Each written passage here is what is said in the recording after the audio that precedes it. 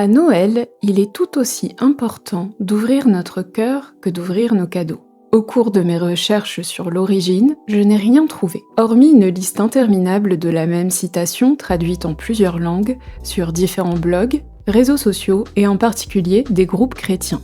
Mais plus intriguant encore, l'auteur présumé est introuvable sur Internet.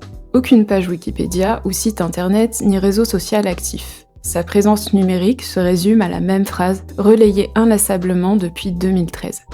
J'ai donc décidé d'analyser comment la citation a pu se diffuser mondialement en venant apparemment de nulle part. Sur le fond, c'est une phrase consensuelle qui demande peu d'efforts intellectuels. Par conséquent, le besoin de légitimer son origine avec un persona serait de lui donner une forme d'autorité morale. Ce qui pourrait expliquer qu'elle ne possède pas l'attribution d'auteur anonyme, souvent réservée aux maximes avec une aura beaucoup plus traditionnelle et moins contemporaine. Effectivement, l'importance émotionnelle et le coût financier des cadeaux offerts à Noël ont augmenté de façon drastique à partir des années 50, avec l'essor de la société de consommation et du marketing de masse. Le Père Noël moderne, façonné par Coca-Cola, ayant peu à peu remplacé Saint-Nicolas aux yeux du monde occidental.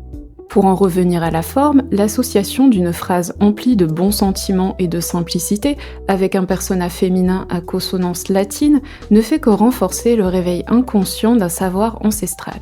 Le nom Maeditere ressemble étrangement à meditor, qui signifie en latin méditer, mais également de ditere, subjonctif du verbe dito, qui signifie littéralement que tu sois enrichi. Le prénom Janice, d'origine hébraïque provenant de Yohanan, est traduit par Dieu fait grâce. Le nom attribué résonne comme une prolongation morale de la maxime et le fait qu'elle apparaisse régulièrement sur des groupes chrétiens prend tout son sens car l'essence spirituelle de Noël s'est perdue depuis la période citée précédemment.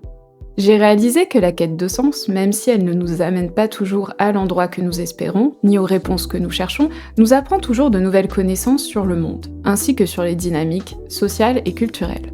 C'est le but de cette chaîne, où ici, la curiosité n'est pas considérée comme un vilain défaut.